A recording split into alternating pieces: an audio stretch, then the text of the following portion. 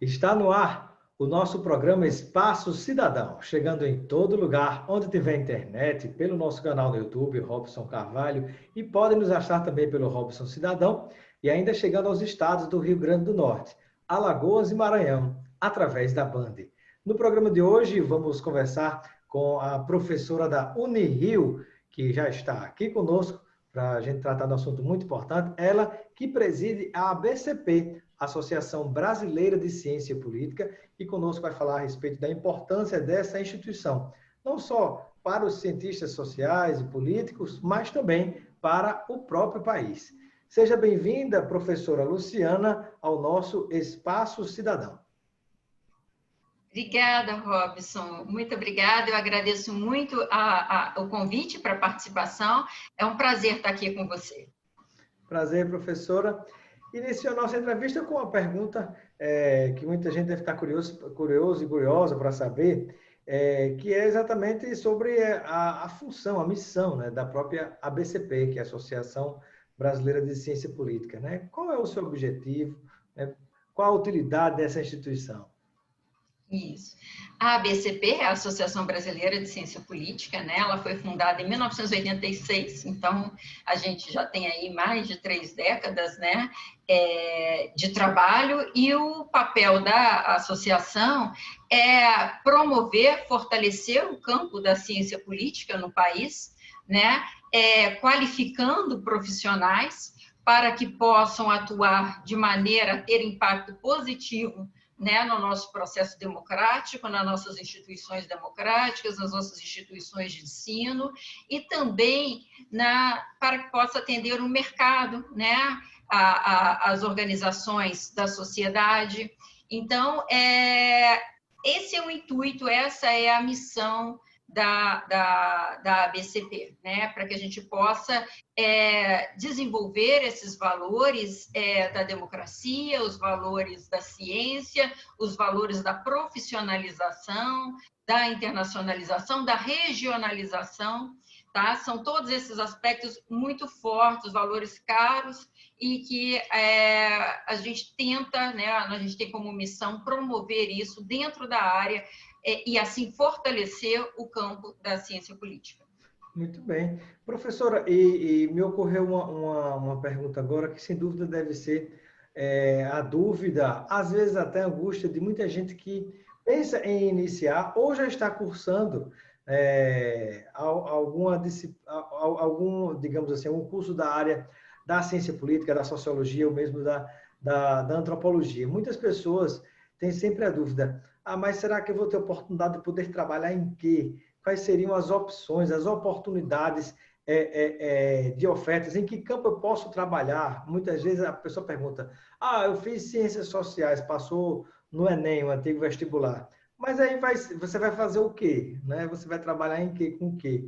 Poderia falar um pouco sobre isso, professora? Eu sei que são muitas opções, mas, digamos assim, aquelas principais, até para, digamos, empolgar um pouco as pessoas que talvez estejam, de certo modo, preocupadas com isso.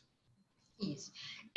O caminho mais tradicional, né, que a gente viu acontecer até 2000, mais ou menos, de maneira geral, era o caminho acadêmico, né? As pessoas faziam ciências sociais, depois faziam um mestrado, um doutorado e entravam na vida acadêmica para serem professores, né? Esse era o caminho mais natural. O que acontece foi que nos últimos anos a área cresceu muito, né?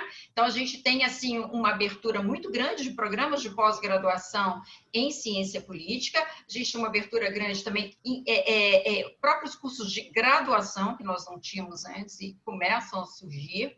Então, nós estamos formando muito mais profissionais do que nós formávamos antes.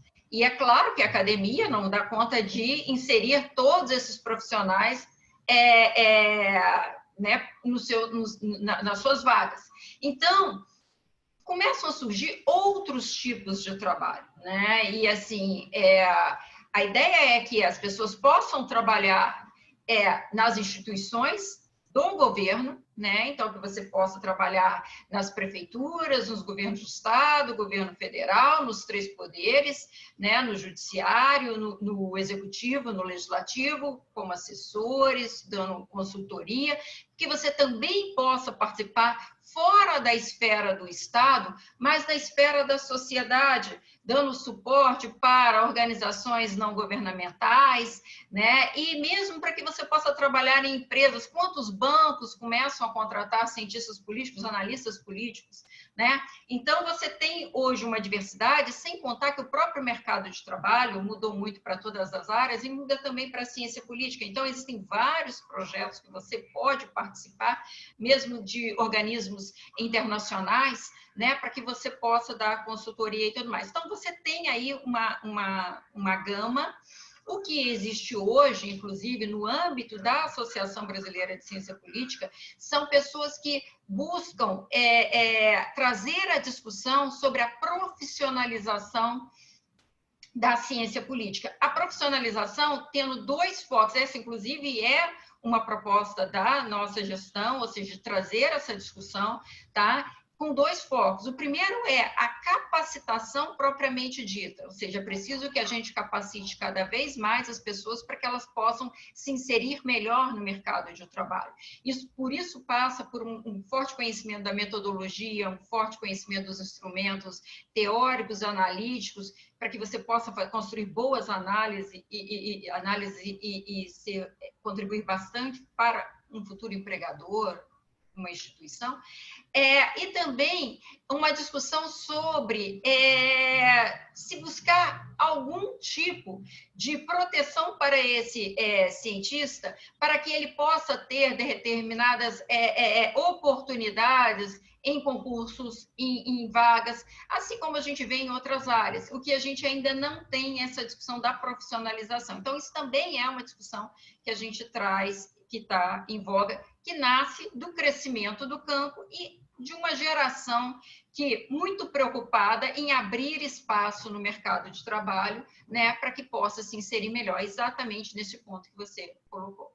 Muito bacana essa explanação, professora, né? E tem um campo, entre outros campos também de possibilidade de atuação, o próprio campo da mídia, da imprensa também, né? Que sempre requer a presença de profissionais com essa visão social, política, cultural da própria sociedade, né? Para compartilhar com ouvintes, telespectadores, leitores, né? Que acho que o que todo mundo hoje em dia quer saber, né? Às vezes até espera mais um cientista político, por exemplo, que tem uma bola de cristal que ninguém tem. Mas, na verdade, todo mundo quer ouvir uma projeção, uma análise de conjuntura, né? Há sempre essa expectativa.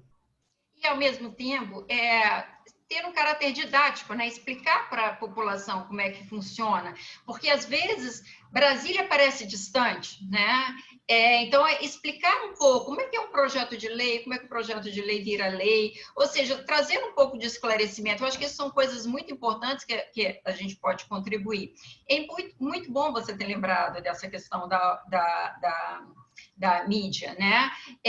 Tem um campo que é de mídia, de opinião pública, os institutos de pesquisa, né? Então, tudo isso é um campo muito vasto para que a ciência política possa entrar também. Que bacana. Professora, professora Luciana, e qual digamos assim, a participação da ABCP, Associação Brasileira de Ciência Política, sobretudo no contexto que nós estamos vivendo no Brasil e até em partes do mundo, né? Mas que bom que já com sinais de uma volta, entre aspas, à normalidade, a partir do que tivemos de resultado nas eleições americanas, mas eu gostaria de saber assim, qual a contribuição da Associação Brasileira de Ciência Política em relação à defesa da ciência e da democracia. Isso. Então, esses são valores que são valores caros para a ABCP. Tá? A ABCP ela é uma organização sem fins lucrativos e sem qualquer influência partidária, sem qualquer norte partidário. Todavia, a ABCP é a favor e defende a democracia. Tá? Então, esse é um aspecto da democracia, é um valor da Associação Brasileira de Ciência Política, a despeito de ela não ter qualquer viés partidário, e muito bom que assim seja, que se mantenha, né? Mas a democracia é um valor e a luta constante pelos valores democráticos, a luta constante pela defesa das instituições democráticas, esse é um aspecto muito bom. E não só é nosso interesse defendê-los, como é o nosso interesse fortalecê-los e fazer com que eles possam trazer mais eficiência para o cidadão.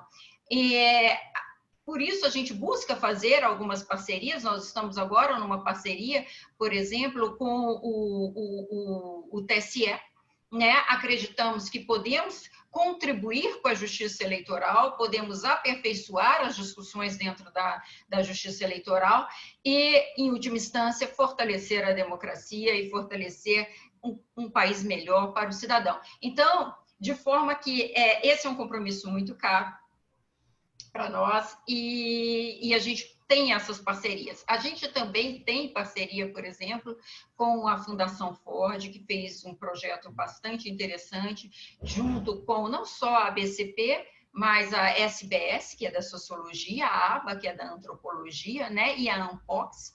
Então, no sentido de que a ANPOX, que é da pós-graduação em Ciências Sociais. Que ANPOX, para quem não sabe, o que significa Associação Nacional de Pós-Graduação em Ciências Sociais, a SBS, que é a Sociedade Brasileira de Sociologia, né? E a APA, que é a Associação Brasileira de Antropologia. A ABA, que é a Associação Brasileira de Antropologia, né? Isso. E a nossa, podemos dizer assim, que eu faço parte, que é a Associação Brasileira de Ciência Política, BCP, né? Isso. E a gente recebe um recurso justamente para fortalecer as instituições nessa luta pela democracia, e aí, inclusive, junto ao Congresso Nacional, junto à imprensa, para que a gente possa defender os valores da democracia. Então, assim, essa é a nossa luta a respeito da democracia, o nosso compromisso com a democracia, com as instituições. Ademais, a gente tem um compromisso com a ciência, como você falou. Há uma onda conservadora que reflete em todos os campos e também reflete na ciência, e há uma tendência de uma atenção diferenciada entre os campos da ciência, em detrimento das ciências humanas, né? E também toda uma discussão a respeito de como mensurar não só a quantidade, mas a qualidade da ciência. E que não é como você disse, é uma discussão internacional, mas que também chega no Brasil, né? E vem chegando já há algum tempo. E é preciso fazer dois caminhos. O primeiro é defender as ciências humanas, mostrando as suas particularidades, né? E, ao mesmo tempo, responder capacitando as ciências humanas para a internacionalização, para a regionalização e tudo mais. Então, a gente tem saber lidar sobre esses dois aspectos. Existir nas suas particularidades, no que não dá para mudar, é preciso respeitar a área e tentar se ajustar naqueles aspectos que podem beneficiar a ciência de maneira geral. Professora Luciana Veiga, né, da Universidade Federal do Rio de Janeiro, Universidade Estadual do Rio de Janeiro, que é a Unirio, né, e como presidente, né, da Associação Brasileira de Ciência Política, antes de falarmos sobre, digamos assim, as principais missões, as metas, os objetivos já para esse mandato que iniciou recentemente, eu gostaria que me falasse um pouquinho sobre como se dará, ou já está se dando, o trabalho articulado justamente com as demais associações co-irmãs, né, que é a Sociedade Brasileira de Sociologia, a Associação Brasileira de Ciência Política, a Associação Brasileira de Antropologia e também com a ANPOX, que é a Associação Nacional de Pós-Graduação em Ciências Sociais, né? Como é que se desenvolve o trabalho em conjunto dessas associações? Então, a gente tem, na verdade, as frentes em comuns, né? Duas delas você já falou, né? A primeira é a defesa do processo democrático, né?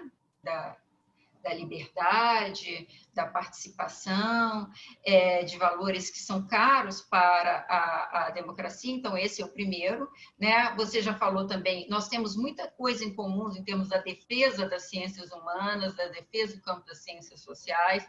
Então, a gente tem aí se unido bastante para que possamos responder às necessidades, são muitas necessidades, né, e de financiamento, as agências financiadoras estão passando por mudanças muito grandes e é preciso responder a essas agências de financiamento, né, um destaque, por exemplo, da CAPES, que é para capacitação da pós-graduação, né, do CNPq, de tecnologia e pesquisa. Então, a gente tem buscado responder e se adaptar a essas novas métricas que têm sido discutidas e colocadas. Então, é uma segunda ação nossa em comum. E a terceira ação é muito importante, que é uma ação no sentido de mostrar para a sociedade, e é por isso que eu valorizo tanto esse espaço que você está nos dando aqui agora, que é mostrar para a sociedade qual é o nosso papel, como nós podemos mudar e causar impacto. Né? Então, por exemplo, é mostrar para a sociedade que nós temos várias pesquisas, por exemplo, falando da ciência política, em políticas públicas, né? De aferição, por exemplo, da satisfação das políticas públicas, de eficiência de políticas públicas, ou seja, que podem impactar diretamente na saúde do cidadão, na educação do cidadão, no acesso ao bem-estar. Então, você tem um conhecimento que pode contribuir, trazer muito para a sociedade, sabe? Então, esse é um aspecto que é muito importante a gente trazer, né? Qual que é o nosso impacto, a nossa predisposição para ajudar. Eu falei, por exemplo, agora do TSE, a gente também tem outros convênios com outras instituições em defesa do meio ambiente, em defesa dos direitos. Então, assim, mas a gente tem essa preocupação em aumentar a eficiência e a qualidade de vida do cidadão. E a gente tem muito a contribuir com isso. Então, isso é muito importante para que esse espaço, como você está dando, é uma das metas que nós temos enquanto as 4 associações trabalhando juntas. Que bacana. Professora, e há algum posicionamento em conjunto contra os cortes na área da educação, especialmente nessa área das ciências sociais, da antropologia, sociologia e ciência política? Isso, é exatamente isso que nós temos trabalhado bastante. Por quê? Porque você tem uma discussão, se você pegar, por exemplo, dentro da CAPES, dentro do CNPq, você tem as diversas áreas trabalhando juntas, né? Então, você tem as decisões, elas são feitas nos comitês que envolvem as diversas áreas. Né? Então, não tem só as humanidades, tem as áreas mais exatas, a área mais das biológicas. Então, você tem diversas áreas que tomam decisão. Só que há muita diversidade nessas áreas. Então, por exemplo, você tem... Ontem mesmo nós conversávamos sobre a questão da internacionalização, a publicação em periódicos internacionais. Então, você tem, por exemplo, enquanto a área das exatas chega a ter um patamar altíssimo, às vezes de quase de 90% de publicação em termos internacionais, você tem as ciências humanas com uma internacionalização muito menor. Você tem, por exemplo, agrárias entre as exatas e as ciências humanas, porque dependendo, algumas ciências são mais locais, falam de conjunturas mais locais, e elas não estão necessariamente visando a internacionalização. A internacionalização é um valor na ciência há uns 30 anos, mais ou menos. Então, a ciência caminha por aí. Tá? Tanto é que uma das nossas metas com a nova gestão é justamente internacionalizar a ciência política. A gente tem uma revista que publica em inglês exatamente para tentar internacionalizar. Essa é uma das metas. Todavia, quando a gente faz essas métricas e a gente vê essas diferenças, ainda que a gente coloque como patamar a curto, médio e longo prazo o processo de internacionalização, a gente tem que defender a particularidade das ciências humanas, né, para que não seja submetida na mesma métrica, no mesmo julgamento que as outras, porque isso implica Se a gente for submetido a esses juízos, isso implica em perda acentuada de recurso para a pesquisa, entende? Então, assim, não queremos negar algumas métricas da importância da internacionalização, a área tem caminhado nesse sentido, é importante, só que nós não podemos padronizar e desrespeitar tem algumas diferenças. Então, é nesse sentido que a gente busca defender, né, a questão a avaliação, porque a avaliação, em última instância, ela vai repercutir na hora da distribuição de recursos, né, e que vai repercutir na nossa produção. Professora, e com relação a um outro aspecto importante, que muito quando se partindo desse atual governo federal, por exemplo, se faz críticas a áreas humanas, principalmente da filosofia, sociologia, ciência política, antropologia, como que não servisse para nada, né? Muitas vezes encontra eco, né, em parte da sociedade, porque muitos não têm consciência da importância do trabalho que é desenvolvido por essas pessoas, especialmente nessas áreas. Muitas vezes, quando você tem um problema de saúde e vai a um médico ser atendido, né, de repente você resolveu, você sente, digamos, a importância. Mas quando a gente traz essa questão para a nossa área, às vezes muitas dissertações, muitas teses, muitos trabalhos e pesquisas são desenvolvidas, às vezes morrem ali numa prateleira de uma universidade ou mesmo numa biblioteca virtual. Alguma iniciativa, alguma discussão para se tentar dar visibilidade aos trabalhos, a tanta coisa que é pesquisada no Brasil inteiro pelos profissionais dessas áreas? Então, aí, Robson, justamente você está colocando um ponto que é o que eu penso, é a minha posição, que é exatamente isso, que existe uma onda internacional que chega no Brasil. E essa onda, ela tem ela muda um pouco como se faz ciência, tá? Então, por exemplo, a gente está passando, uma das coisas que nós estamos passando agora, neste momento, pela mudança da avaliação dos programas de pós-graduação. Então, vão mudar as métricas, tá? E tem essas métricas todas que eu estou falando para você. Nós falamos, por exemplo, da internacionalização. Coisas que não tinham valores, quesitos que não tinham valores antes, agora começam a ter, que são valores tipo impacto social, impacto econômico, tá? E que são aspectos bastante importantes para que a sociedade possa sentir o efeito, né? Então, assim, porque a mudança que eu vejo, que na minha cabeça é positiva dentro dessa perspectiva, é porque valoriza muito a formação do aluno, do egresso. Então, os programas passam a ser avaliados muito mais, ganha peso, né, nessa mudança, a formação dos alunos e dos egressos, o que eu acho que é essencial, porque, afinal de contas, o nosso papel da universidade é formar gente, qualificar gente. Então, se a gente passa a ser avaliado pela qualidade do aluno e do egresso que nós temos, nós estamos causando impacto social, porque, afinal de contas, impacto social e econômico, esse profissional vai ser inserido no mercado.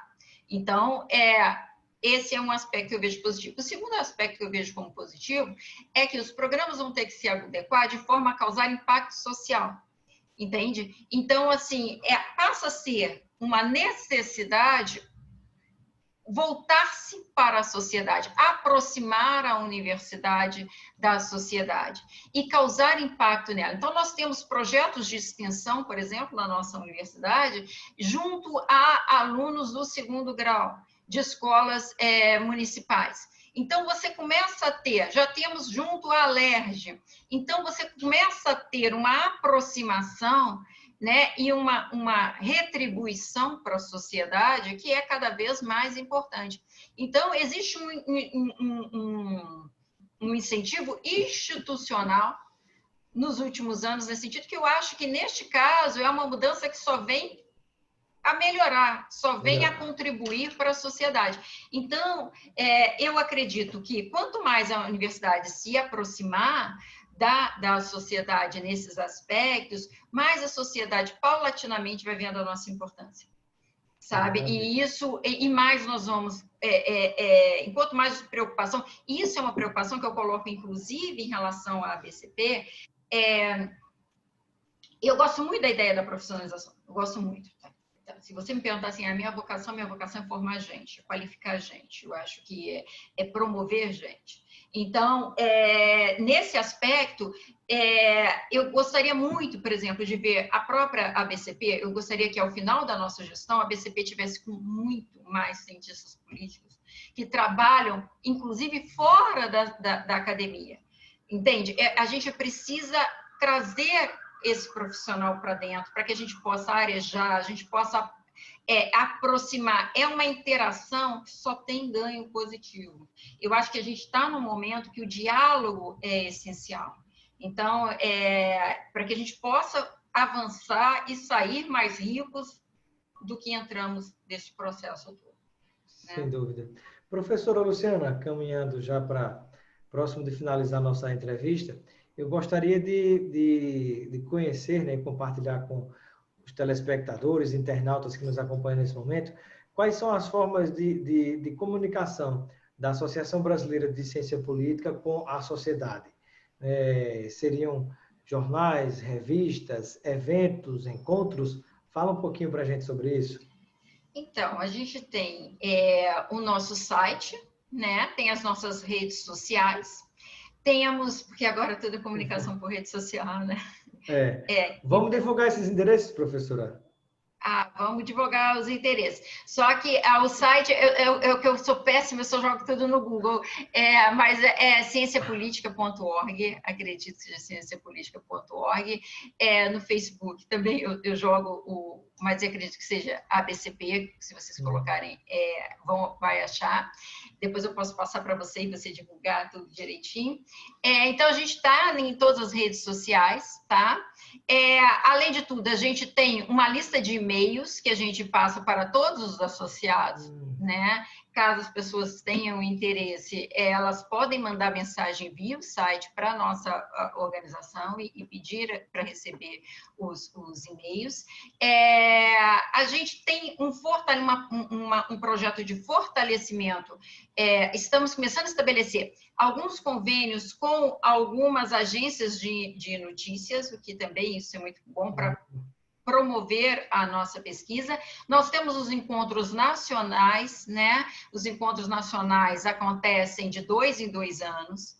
A gente também tem as regionais, nós não temos só um encontro, só Associação Nacional e Encontro Nacional, mas nós também temos as regionais da PCP, as 5 regionais, do Sul, Sudeste, são 4, Sul, Sudeste, Centro-Oeste e Norte, estão juntas, e Nordeste, tá? Então, que também promovem encontros, e nós temos uma expectativa de criar mais vínculos com a sociedade através de um projeto que já está em andamento, de comunicação institucional, para que a gente possa estabelecer um vínculo ainda mais forte com a sociedade.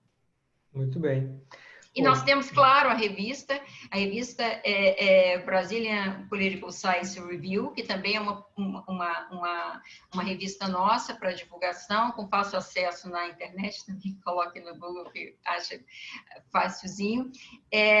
E basicamente esse aspecto. Você me pegou com os endereços, porque eu não tenho endereço de nada na minha vida, eu coloco tudo no Google. Mas é fácil, sabendo que tem Instagram, Twitter, Facebook... Tem site, tem tudo. Colocar no Google que dá para localizar. Isso. Tranquilo. Professora Luciana Veiga, professora da Unirio e presidente da ABCP, Associação Brasileira de Ciência Política, quero agradecer a sua participação no nosso Espaço Cidadão. Seja sempre bem-vinda e conto com esse espaço para a divulgação da ciência, sobretudo nessa área, e também da própria defesa da democracia. Muito obrigado e eu deixo um momento final para suas despedidas junto àqueles que nos acompanham. Então, Robson, eu queria agradecer uma vez mais o seu convite. É uma honra estar aqui. Fico muito grata pela oportunidade de poder falar, você abrir esse espaço para que a gente possa divulgar a associação, né? Eu quero dizer para a nossa audiência que a Associação Brasileira de Ciência Política tem esses compromissos que nós falamos aqui. Nós temos um compromisso com a democracia, nós temos um compromisso com a ciência, nós temos uma preocupação em fazer a sociedade melhor, né? Para cada um dos que estão nos ouvindo, para cada um dos brasileiros. E, por favor, entre em contato conosco. É um prazer recebê-los. E que a gente gostaria muito de abrir a sociedade também para as pessoas. Você agora vai fazer doutorado, então vai colocar um pé no acadêmico também. Sim. Muito bem-vindo, os acadêmicos estão Obrigado. sempre lá. Mas você tem uma dupla entrada, uma entrada também como um jornalista, um interessado nessa parte, comunicador. Então, é para pessoas como você que a gente também quer fazer a associação, fortalecer a associação. De novo, muito obrigada, foi um prazer estar aqui e espero que eu tenha conseguido esclarecer, que eu tenha sido clara e para que a audiência tenha entendido direitinho. Perfeito. Obrigado, professora. Um abraço, obrigada. Um abraço.